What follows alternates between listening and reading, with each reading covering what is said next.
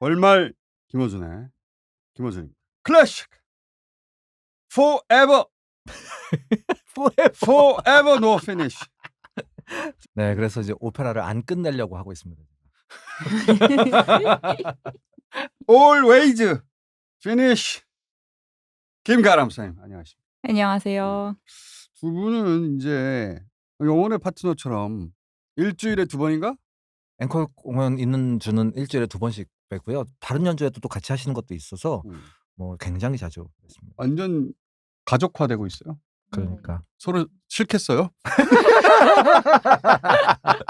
너무 피곤한 얼굴들을 많이 봐. 우리가 이만 헤어져요. 자, 세상에 없는 오페라 맛 좀 봐라. 이제 하나의 장르로 자리 잡았기 때문에 네. 이런 공연 만들고 싶어하는 사람들 나올 것 같아요. 주변에서 많이 들리고 있습니다. 그래서 비슷한 컨셉으로 해보려고 하시는 분들도 굉장히 많이 계시고 그렇다고 하시더라고요. 안 될 거야. 네, 현실적으로 쉽지 않아요. 왜냐하면 일단은 성악가들의 소리를 받쳐줄 수 있는 공간이 필요한데 100석 정도 되는 규모의 이런 음향을 가진 공간을 애초에 찾기가 쉽지가 않습니다. 그리고 그거를 표가 뜨자마자 매진시켜야 되잖아. 그러니까 없어. 다 우리가 흡수해버릴 거야. 자, 오늘은 그래서 오랜만에 또 작곡가 이야기를 한번 해보려고 하는데요. 지금까지 다뤘던 음악가들 중에 가장 현대, 그러니까 가장 난해한 음악이라고 보셔야 되죠. 이고르 스트라빈스키라는 사람을 오늘 소개를. 스트라빈스키는 음악을 모르는 사람도 이름은 다 알죠. 영화가 있었어요. 샤넬과 스트라빈스키라고 하는 영화가 있었습니다. 김홍기 선생님 방송에서도 그 영화가 언급된 적이 있습니다. 샤넬하고 연애를 했던 사람이기 때문에. 맞다. 스트라빈스키 음악가로서 파리에 와가지고 맞아요. 예, 샤넬과 눈이 맞았다. 그렇지. 예, 그런 거 내가 기억해. 자, 스트라빈스키가 뭘로 유명해졌죠? 봄의 제전이라는 사건이 어마어마합니다. 사건이라고 제가 얘기하는데 봄의 제전? 스트라빈스키의 대표곡이 봄의 제전이거든요. 먼저 들어볼까요? 무조건 들어봐야 돼 일단. 네, 일단 봄의 제전. 바순이라는 악기가 맨 처음에 시작을 하는데 바순은 목관 악기 중에서도 첼로 쪽에 가깝습니다. 그러니까 낮은 음을 연주하는 커다란 관악기란 말이죠. 이런 관악기가 어마어마하게 높은 음부터 시작을 합니다. 당시로서는 뭐지 이게? 라고 할 정도로 높은 멜로디에서 시작을 해요.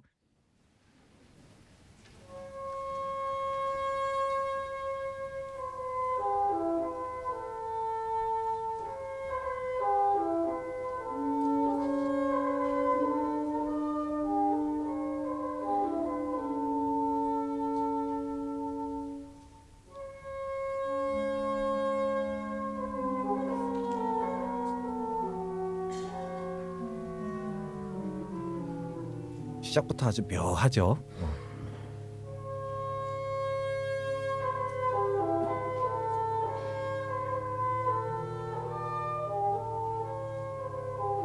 이렇게 시작을 하다가 이제 중간 부분 한번 들어보죠.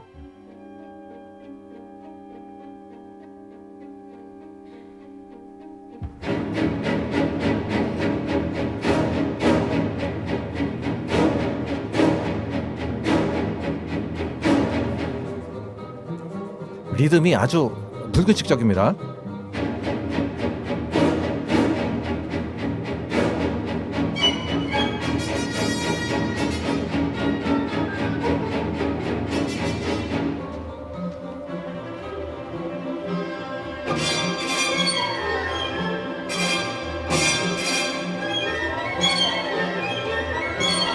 이제 음악이 점점 거대해지기 시작해서요. 마지막 부분 한번 들어볼까요? 15분 30초.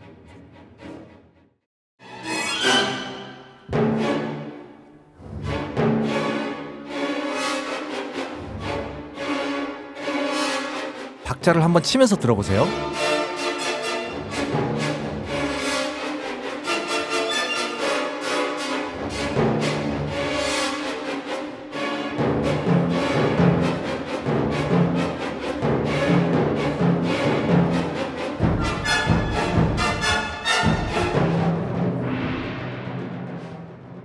제가 박자를 치면서 들어보시라고 말씀드렸던 게 박자를 못 칩니다, 이걸. 절대 정박으로 나가지 않아요. 이게. 이걸로 유명해졌어요? 이게 왜 유명해졌냐면요. 음악이 12조네? 그러니까 12조야. 음악이. 야! 이게 음악이야, 이 새끼야! 내가 들어왔던 전통적인 클래식하고는 완전히 다르네. 이게요. 클래식 최대 폭동 사건이었어요. 폭동? 스트라빈스키라는 러시아 음악가가 러시아 발레단하고 와서 파리에서 발레 음악이야, 이게? 예, 발레예요. 발레 파리 샹젤리제 극장에서 이걸 공연을 하는데 사람들이 요즘에 좀 잘 나가는 음악가래. 발레단도 러시아 잘 나가는 발레단이래. 발레하면 러시아지 하고 그렇죠. 러시아에서 잘 나가는 작곡가야 하고 왔는데 그렇죠. 뭐 안무도 니진스키라는 사람이었고 뭐 엄청나게 유명한 사람들이 다 동원이 된 거예요. 처음에 이제 그 바순의 높은 음이 싹 시작이 되니까 그때부터 사람들이 웃기 시작을 했다는 겁니다. 누가 바순을 저렇게 쓰냐? 점점 그 다음에 막 불협화음이 나오니까 그런 걸 좋아하는 사람은 유심히 듣고 있었고 요즘에 하도 무슨 현대음악이 괴상하다는데 너도 나도 다 현대음악이야. 이런 사람들은 또 이것도 뭐야. 그리고 중간에 이제 아주 기괴한 리듬들 나오고 안무가가 니진스키라는 사람이었는데 그 당시에 굉장히 현대적인 안무를 했던 사람이에요. 다른 말로는 기괴한 춤으로 또 유명했던 사람이란 말이에요. 그 사람이 안무도 희한하게 만든 거예요. 막 깡총깡총 뛰고 전통적인 발레가 아니라 막 이상한 옷들 입고 나와서 무슨 원시 부족이 뭐 제사를 지낸다는데 어쩌고 막 이러고 이렇게 시작을 하니까 어떤 느낌인지 알겠다. 그러니까 파리의 관객들이 러시아에 잘 나가는 신진 음악가가 온다고 하고 발레도 한다고 하니 쫙 차려입고 나 음악 좀 아는 사람 아니야 하고 쫙 갔는데 이런 음악이 나오니까 장난하나 이 새끼가 12조라는 게 맞네. 장난하고 있다. 그래서 화를 냈어? 그런 사람들이 있었죠. 근데 이제 프랑스가 어떤 데냐. 그 당시엔 이 전위 예술의 선봉이란 말이에요. 이게 언제? 이게 1913년 사건이에요. 그러니까 세계대전 벌어지기 전에 새로운 시대의 물결이 막 칠 때 그렇지. 이것이 새로운 음악이다 하는 파가 있고 그렇지. 장난하나 하는 파가 있었구나. 그렇죠. 그러다가 어떤 사람들이 이제 소리를 지르기 시작을 한 거죠. 야! 저건 음악도 아니야! 내려와 이 새끼야! 그렇지. 그랬더니 이제 안무가들이 당황을 하기 시작한 거죠. 한쪽에서는 너 조용해! 네가 음악을 몰라서 그래! 이게 아주 구체적인 기록들로 좀 남아있는 게 있는데 서로 소리 지르고 막 어떤 사람은 이 불규칙한 리듬이 너무 좋아가지고 막 고개를 헤드뱅잉 하고 있었다는 거야 앞에서. 그랬더니 뒤에 앉아있는 사람이 너 좀 가만히 있어라고 머리를 때렸다는 거예요. 누군가 폭력을 휘두르기 시작을 한 거야. 소리만 지른 게 아니라 물리적 폭동으로까지 갔어? 그렇죠. 너 조용히 하도 너는 또 뭐야 이러고 싸우기 시작을 한 거죠. 그 사람들 스트라빈스키가 고용한 사람들. 아니야. 그거 아니야. 스트라빈스키는 이럴 줄 몰랐다는 거예요. 이게 음악가가 이런 그럼 와이프가 시켰거나. 그러니까 내가 전혀 와이프 있었어 없었어? 있었지. 와이프가 시켰어 그럼. 그런데 문제는 스트라빈스키 입장에서는 이게 너무 앞서간 음악이 아니었던 거야. 이 사람은 이 정도는 받아들여질 줄 알았는데 사람들끼리 싸우기 시작을 한 거죠. 안무도 너무 이상했단 말이에요. 음악을 모르는 사람은 안무부터 보이는 거 아닙니까? 춤이 너무 괴상하니까 일단 시비를 걸기 시작을 했고 사람들끼리 싸우기 시작을 했잖아요. 소리를 지르면서. 저도 이제 이 음악을 실제로 연주를 해봤는데 엄청나게 어려워요. 박자가 계속 변박자잖아요. 박자가 규칙적인 게 하나도 없단 말이야. 이거 지휘자 보기도 힘든데 이 음악에 맞춰서 춤을 추는 사람은 얼마나 힘들겠습니까? 음악이 제대로 들리지 않으면 춤이 다 망가지는 거예요. 그러니까 이제 무대 뒤에서 보고 있던 니진스키 안무가가 하나 둘 셋 야 거기 내려와 거기 지금 올라가 왜냐면 사람들 소동에 음악이 잘 안 들리니까, 들리니까 박자 맞추라고 이쪽에서 사인을 보내기 시작을 한 거야. 관객들은 화를 내고 있고 저쪽에서는 사인이 들어오니까 엉망이 돼갖고 춤추다 넘어지고 난리가 난 거죠. 거기다가 디아길레프라고 하는 이 공연을 주최한 기획자가 있어요.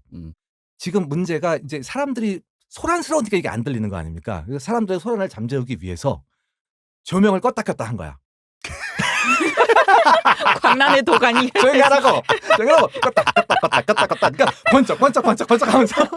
그래서 저는 모든 게 짬뽕이 돼가지고 대혼란이 일어난 거예요.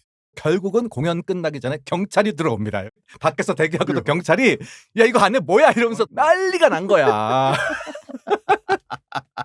그래가지고 이 공연이 망해요. 제작비도 엄청나게 들였는데 엄청난 손실이 나고 대신 신문에 대서특필이 된 거죠. 그렇지. 그 다음부터 사람들이 구경 가고 싶지. 난리가 난 거지 이제. 야 어마어마한 사건이 있었대. 그래서 이게 아주 국제적인 사건이었습니다. 노이즈 마케팅의 원조네. 근데 만약에 정말로 노이즈 마케팅이 있었다면 저는 그 가능성이 마담 샤넬이었을 가능성이 있다고 봐요. 왜냐하면 사람들이 죄다 욕을 하고 이랬는데 아하. 다음날 이제 신문에 샤넬이 나는 그 음악에 너무 감동했고 새로운 혁신이었다 이러니까 이미 그때는 사귀고 있었어? 아니에요. 아직은? 사귀는 건 아닌데 어. 그 자리에 있었다라는 설이 있어요. 그러니까 그 공연을 보러 갔었다라는 설이 있는데 확인되진 않았어. 사귀었냐고 안 사귀었냐고. 진짜로 제대로 사귄 건 7년 뒤예요. 아니야. 들킨 게 7년 뒤야. 샤넬이 그때 그 공연을 봤었다라는 설이 있고 그것 때문에 7년 뒤에 제대로 연애를 시작했다는 얘기도 있지만 샤넬은 실제로 20년에 만났어 라고 하는 사람들도 있고 나중에 만났다? 나중에 만났고 어. 1회 때 난리가 났으니까 다른 공연에서 들어보긴 했다. 이게 나중에 음악회에서는 난리가 났거든요. 그때는 정말 평가가 좋았어요. 그러니까 스트라빈스키 입장에서는 음악은 괜찮았다 이거야. 안무 때문에 우리가 망했다 계속 이 주장을 하고 다녀요. 근데 뭐 그런, 그걸 어쨌든. 만도한 게 그 봄의 제전이라는 음악이 사실 음악만으로는 충분히 파리 관객들이 받아들일 수 있었던 게 맞는 것 같은데 봄의 제전 이제 발레 형식으로 올라갔잖아요. 근데 이제 그 봄의 제전의 내용이 상당히 이제 큰 문제가 됐었던 것 같아요. 내용이 어떤 불쾌한. 젊은 여자가 재단에 제물로 올라가는 내용이야. 굉장히 원시적인. 네, 그래서 왜 영화 중에 미드소마를 보셨을 것 미드소마? 같은데, 그 비재한 분위기. 네, 그 내용이 비슷하잖아요. 오호. 네, 누군가가 이제 재단으로 올려지고 봄을 맞아서 18살 아래에 있는 어떤 소녀를 봄에 상징한다라는 이유로 재단에 바쳐지는 그런 내용이에요. 전 미드소마 봤을 때 이 봄의 제전이 생각이 나더라고요. 내용도 비슷하고. 영화가. 네, 그래서 그런 원시주의적인 것들이 사실 일단 그 첫 번째 음악만으로는 느낌이 그걸 못 불쾌하거든요. 느끼는데 네. 발레가 그걸 구현하고 있으니까 합쳐져가지고. 그래서 그냥 그 어린 그 소녀를 상징하는 무용수가 나와서 막 괴로움의 몸부림을 치고 그걸 보고 사람들은 막 신봉하고 있고 막 프랑스가 크리스티아니티가 있는 나라인데 이미 그거부터 너무 불쾌한 그러니까 거죠. 이교도적인 의식처럼 느껴졌겠다. 네. 불경스럽게 그것까지 더해졌구나. 거기까지 더해졌는데 거기에 어울리는 안무가 아닌 거야 이 사람들이 보기에는. 그것조차도 그쵸. 깡총깡총 뛰고 막 이상하게 꺾어서 치고 막 이러니까 니진스키를 보러 간 사람들도 이건 좀 아니지 않나? 샤넬과 스트라빈스키에 대한 영화를 잠깐 얘기를 해드릴 텐데요. 원래 소설이 있었고 만난 적은 있다. 제대로 연애는 7년 뒤부터 시작을 했다라는 게 정설인데 나중에 사람들의 증언에 의하면 서로 다른 얘기를 해요. 샤넬이 나를 쫓아다니. 왜냐하면 연애를 했다는 시기도 굉장히 잠깐이기 때문에 샤넬과 스트라빈스키가 정말 연애를 했어? 진짜로 그 어마어마한 두 사람이 사귀었대? 여기에 집중을 하느라고 진짜 포인트를 다 놓쳐요. 그 영화. 뭔데? 그 영화의 최고의 장면은 첫 장면 5분입니다. 제가 말씀드린 이 사건을 최초로 영화로 그대로 재현을 한 거야. 샹젤리제 극장에 가서 불을 껐다 꼈다 하는 장면 실제로 연주하는 그걸 그대로 한 거예요. 그래서 그 음악을 좋아하는 사람들은 첫 장면을 딱 보는 순간에 입을 떡 벌리고 봐요.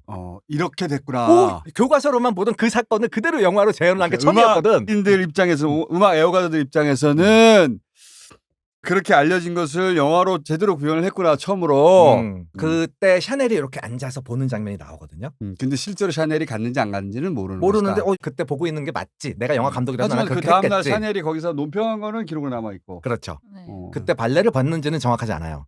아니 사귀었어. 진짜 중요한 거. 샤넬은 많은 사람을 사귀었기 때문에 스트라벤시 하나 정도야 뭐 더하고 빼고 큰 차이 없어. 근데 스트라빈스키가 그렇게 잘생기지는 않았어요. 언제부터 대머리야? 나는 노년의 사진밖에 본 적이 없어가지고. 머리 얘기는 하지 맙시다 오늘. 저도 머리가 벗겨지고 있어서.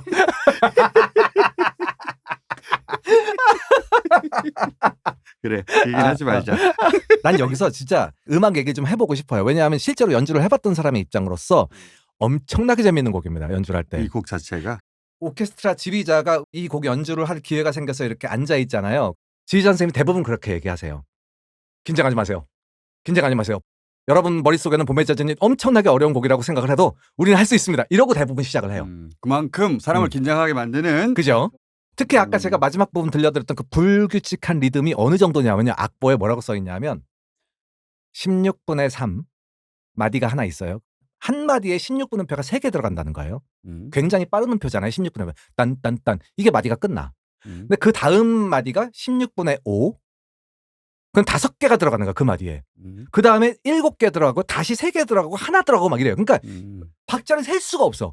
지휘자를 아무리 쳐다봐도 언제는 하나 둘 셋 했다가 하나 둘 셋 넷 다섯 하나 둘 셋 넷 하나 둘 셋 넷 다섯 여섯 일곱 여덟 아홉 하나 둘 셋 이거를 연속으로 하는 거야. 우리는 이거를 그것도 연속해서 연주하는 게 아니라 쉬었다 나갔다 쉬었다 나갔다 한다고요. 빠빠빠 하나 둘 빠. 이게 얼마나 어려운 거냐면요. 100명의 연주자가 같은 리듬으로 연주해야 돼요. 재밌겠다. 그러니까 이게 한 음만 놓쳐도 다시 들어갈 수가 없어요. 근데 하다못해 팔 벌려 뛰기를 100명한테 시킨다. 그러면은 이제 마지막 뭐 숫자 1부터 10까지 그렇지. 했을 때 열은 꼭 틀리지. 세지 말장 하는데 한 사람은 꼭 틀리잖아요. 어. 이제 오케스트라는 더한 상황이 발생할 수 있어요. 최악인 상황은 뭐냐면